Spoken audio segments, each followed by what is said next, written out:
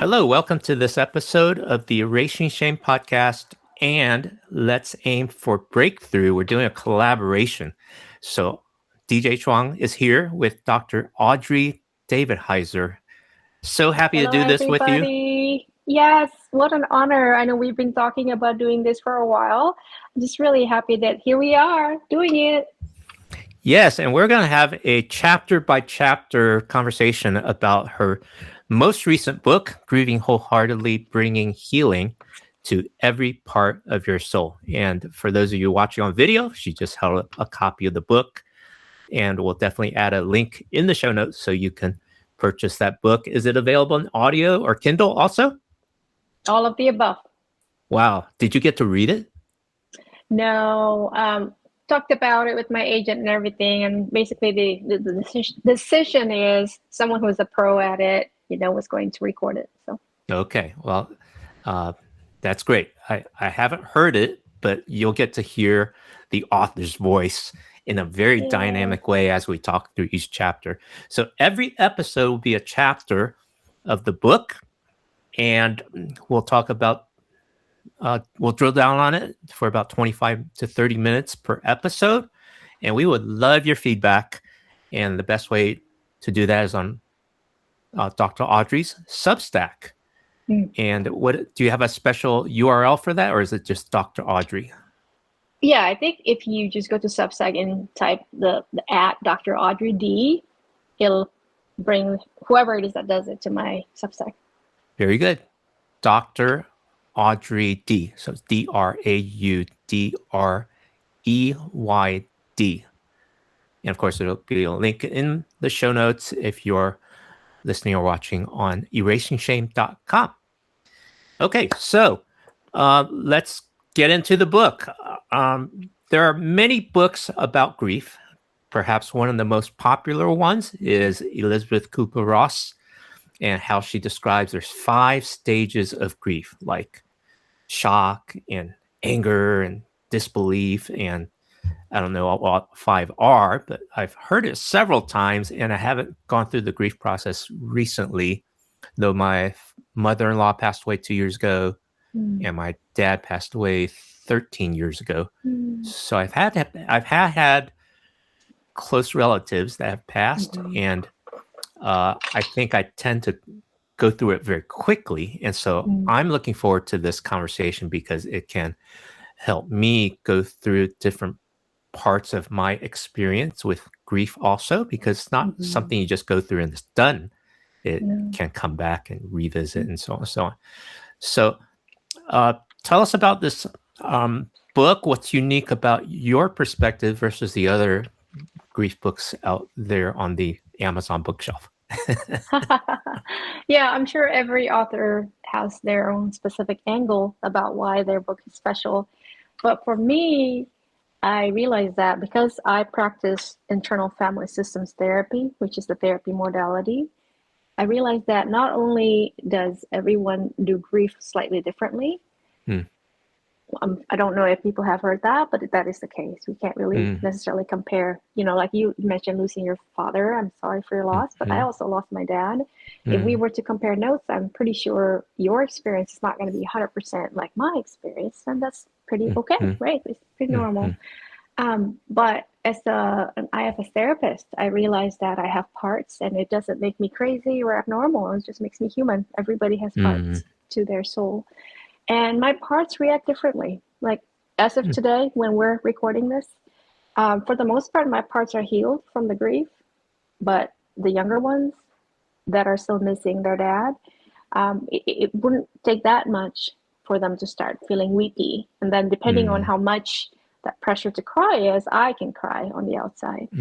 So that's what I mean, that even within one person, there could be different ways that grief can be expressed. Like another good example would be maybe let's just say one of my younger parts, because Father's Day is coming up when we're taping this. Oh, yeah.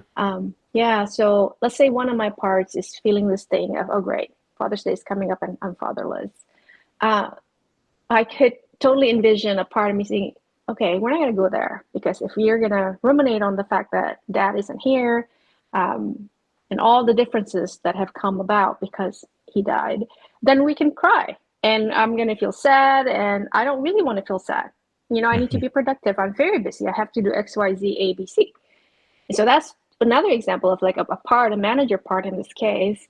When I say manager part, what I mean is the part that really wants to be proactive in keeping me productive and not be bogged down by any kind of emotions, and in this case, grief.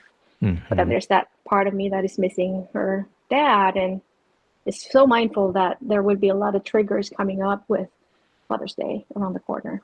Mm-hmm. So anyway, I Mm-hmm. wrote this book because just kind of my nod to parts of every griever out there, that it's okay if you don't have the same face of grief every time. Sometimes you weep, sometimes you don't. But if I can put a word in, I would want to say just don't avoid your grief, because yeah, repressing emotion has a way to really backfire, and I wouldn't want that for anybody. Mm-hmm. Well, thank you for introducing how you're bringing the book together and the perspective you have as a therapist, as a human being, having gone through grief with your dad. In particular, I think that's one of the in terms of the timing of this book, that's when it happened in your life. And then, so give us a title of chapter 1 and how you are setting up the book. Yeah. So people could actually read chapter 1 for free online. Hey, super. Yeah. So let's see. What is chapter 1? The title is Grieving, Mm-hmm. Unwanted, Yet Unavoidable. Mm. Isn't that true? Yeah, I was recently at a psychology event, and I was talking with some of the psychology students and in grad school. And one person, it was kind of a mental health conference, and one person said, "Oh, I'm focusing on grief."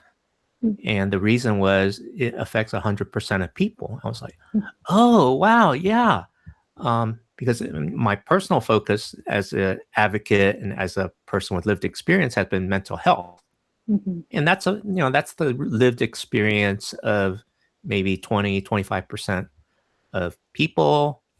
And then that affects people, but nowhere near the 100% of grief. It's going to come, or it's already happened to us. But even if it's happened to us, there's still more that we may need to process from time to time, or we're still processing. Mm-hmm.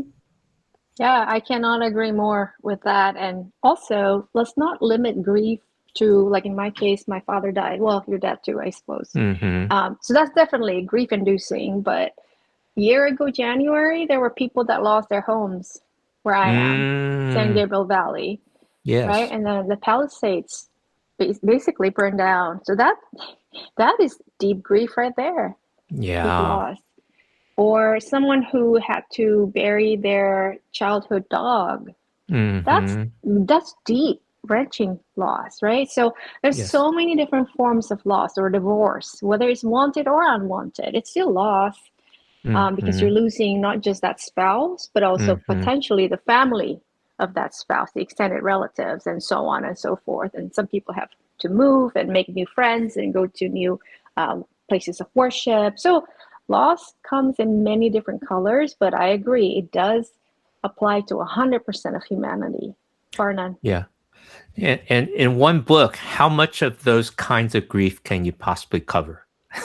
Yeah, the thing that's unique again with this book is that if you read it, you'll realize that, oh, this isn't just me talking as the author. This is me talking to the reader, but also there's sections where the reader can sit with their own parts. So when I Mm, say parts, it's just parts of the reader's soul. Okay. mhm. And then that's when it's up to each person. What kind of loss do they want to deal with? It could be any number of the examples that we came up with just now. So it's really up to the reader as they read this book to, because in my mind, whatever the loss, let's say someone's reading this book and they've gone through all kinds of losses, Mhm. but my guess is when they pick up the book, the either the loss that is most significant or Mhm. maybe the most ancient, the biggest one is the one that's going to loom in front of them, so Yes. that when they do the exercises, I think it's that loss that will keep coming back saying, hey, you haven't really processed me yet. Mhm. Mhm. Well, as we talk about the book and talk through the book, let's use a couple of concrete example from our life experiences. I think that will help people connect with their life experiences as well. And so the one that comes to mind that I would like to process with you and our viewers and listeners is organizational change. Oh. So I'm working in, well, I have 4 different contract jobs, so it's quite a variety. But there's one particular one that's going through a lot of organizational change in the past 3 years. And it's still a fast changing culture, which has been challenging and emotional for not just me, but for a lot of people. And so that's just a quick intro to how I'm going to approach this book and how it's affecting different parts of me at different times. How about you? Current loss. Well, my dad. It's still pretty fresh. You know, he died 8 years ago this July, so that would be my number one. Okay. Now, why do you think that we as a culture hold on so tightly to the 5 stages of grief? I'm just gonna answer for my planning part. Yeah, go ahead. Yeah, because it's neat and tidy, right? If we can say, oh, stage 1, which I don't remember myself, but denial, I think. Oh, you've gone through denial, then you're good. Then it's next step is stage 2. Like it feels like, you know, if you can contain it, if you can label it, if you can say it's linear, it's from 1 to 2, 2 to 3, and it's like, okay, once I hit 5, I'll be good. As opposed to this notion that could be really discombobulating of, well, actually, it could be 1, 3, 7, 2.5. Wait, so when will it end, right? As opposed to 1 to 5, 5 is the ending. No, sorry, grief isn't like that. Grief is messy. Grief can hit you even when you're, you know, your loved one or your divorce or your pet died years and years ago. Still, there could be a time that you wake up and something happens and you're like, still thinking about that person or that relationship or that dream or that house that I lost. So I think that would be one reason why we hang on so tightly to the 5 stages, because it's tidy, it's neat, it's linear, it's containable. Yeah, it gives a quicker timeline on how to get through it within a year, maybe.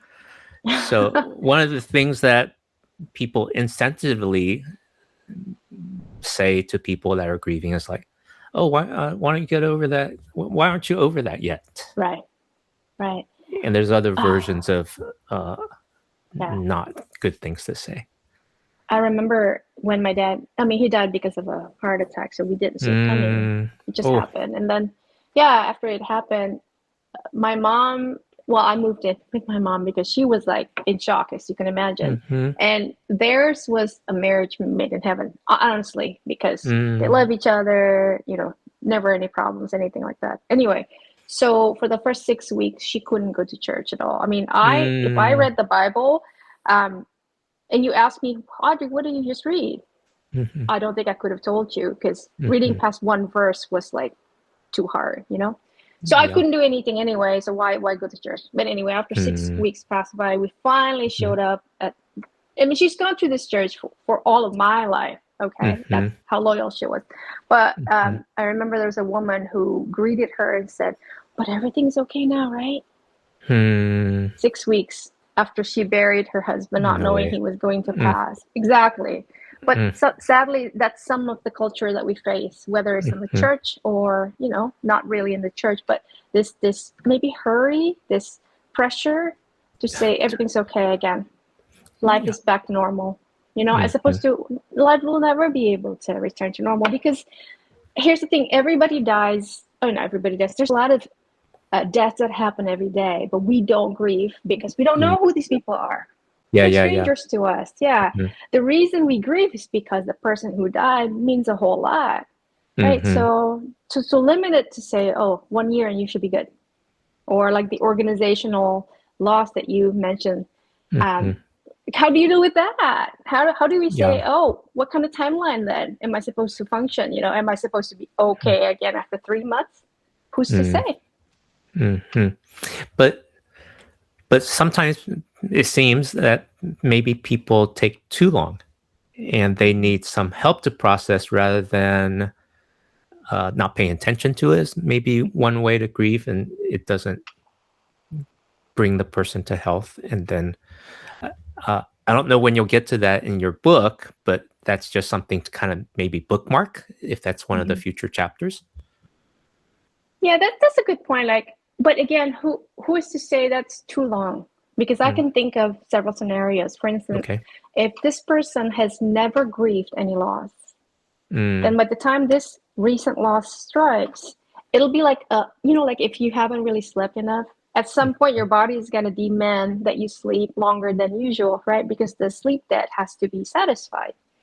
So it's a little bit like that in the realm of grief. If we never grieve, it's like you're piling debt after debt after debt to where the pyramid is going to topple, and then this person is going to be like, I can't function. I'm depressed. I can't get out of bed. And from the outside, it's easy to say, oh, you've taken too long to grieve this particular loss. But who are we to say, oh, that's because there are 13 other losses or however many that this person has never processed before. We'll come back to that because Okay. that may be that may be an issue that some people do deal with, or we see other people that they deal with, and they're stuck in life and Yes. they don't want to get help, and they're either ignoring it, or something's not healthy for them, but they don't know what to do or don't want to do anything about it. Man, we're moving along. So That's let's see. actually So the what message else? of chapter 1, actually, Oh, there what you you go. mentioned. Say That is more about actually that. the message of chapter 1. I used a biblical example from the Old Testament, and I showed from the Bible that because this person did not grieve, their future was at stake. Literally, there's like a connection, like one-to-one correlation, which was scary when I read that. It was like, whoa, so we need Which story is that one? Moses. Oh. Yeah.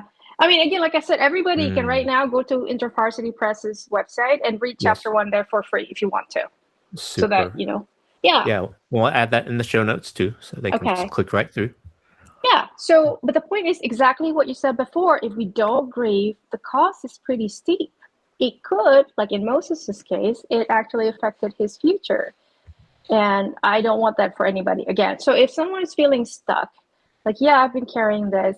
And the other thing too is if someone has had grief that is like years old, when we're talking 10, 20, even further back, and they haven't really grieved it, it could show up today as depression. So it's not quite, right? It shows up in so many ways. Yeah, but it's not quite so kind of like clear cut, like, oh, this is because I didn't grieve when I was molested when I was a child or something like that. It's a little fuzzy. Like, we don't really know why it is. It just shows up, like you said, many different ways, or depression. But the first step there, especially for people who have not really dealt with their grief, I think, well, this book hopefully will help for that. But also just, how is your attitude toward seeing a therapist? If this person who's stuck in their grief or their trauma has strong opposition for therapy, then that's harder, because the therapist knows how to help in situations like this. Yeah, there's so much to explore there.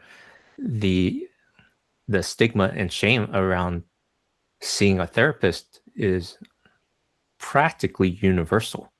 It's more accentuated in some cultures, particularly in cultures for people of color, because much of our psychology and psychiatry is developed in the Western world that's mostly white.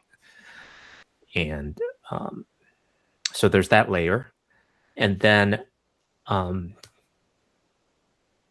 it's hard to figure out, like, why one person would experience grief one way and then someone else experience it another. So I have a relative who has two daughters, and the older sister went through it one way, meaning she went and saw a therapist, worked through it over a couple months, whatever came up for her. And then the other sister refuses to go see a counselor, and she just moved on with her life. Mm-hmm. But once in a while, things come up, and she doesn't have an explanation. So how can that be? What's going on in each of these family members that grew up in the same family? Don't they have the same relationship with mother? What's coming up in their different parts? Like, what parts are responding differently?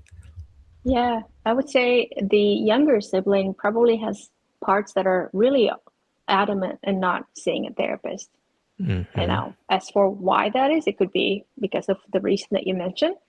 It could be, again, just coming from the church culture, there could be so much resistance in seeing a professional when it comes to mental health. Okay, Whereas, I add the faith element. So the person that did go see a counselor has left the church. They grew up in a Christian home. Yeah. The non-Christian has gone to see a counselor.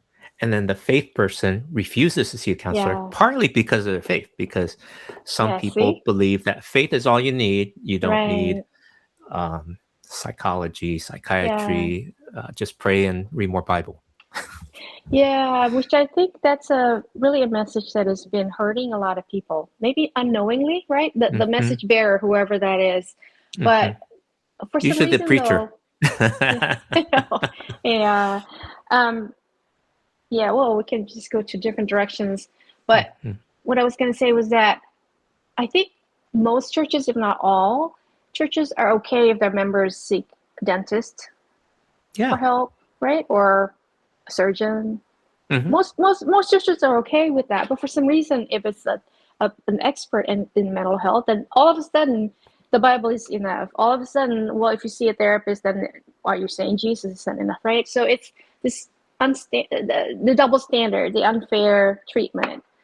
Just my heart just goes out to the younger sibling, that you mentioned, because having done this work for, I don't know, 2 decades, I know the power of, especially internal family systems therapy, which is why, by the way, I moved my practice and now I practice that just IFS, because I used to do other things in therapy, and to be honest, it was more like hit and miss.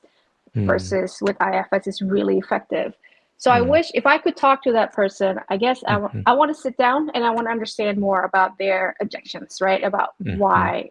I would just want to listen, even if I know, okay, some of this could be like church messaging, but I still want to hear, okay, and I want to hear what is her fears if she were to talk to a therapist, and if, let's say we can find her a faith-based therapist, would that make any difference?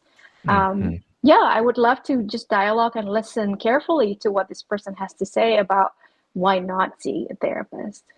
Really appreciate the posture you would approach her with. Now, in your own life, you experienced this sudden shock of unexpected death when your father passed away from a heart attack. What was your first response or reaction, and how did you begin to face this grief process? Yeah, my first response was shock because I did not see this coming. And I'm not going to put this on every Christian or every faith person out there, but for me, I had this belief that the Lord was my friend and he was my good friend. And if you and I are good friends and I happen to know, DJ, something bad is coming your way, I'm going to alert you, especially because the Lord knows my system. He knows how I like to be prepared, right? All that. So when this happened, I was just filled with this belief, like, well, this isn't the script. I thought my parents were going to grow old together, retire together, live forever. Okay, maybe not live forever, but like for a long, long time, right? So, and then he violated the script, and I was like, Lord, you didn't alert me. So for me, that was the biggest deal. I didn't know why, and I wrote about it in my book of how over time I just kept pressing, like, I wouldn't say I was angry at God. It was more like confusion. Like, what happened? Yeah. What did I miss?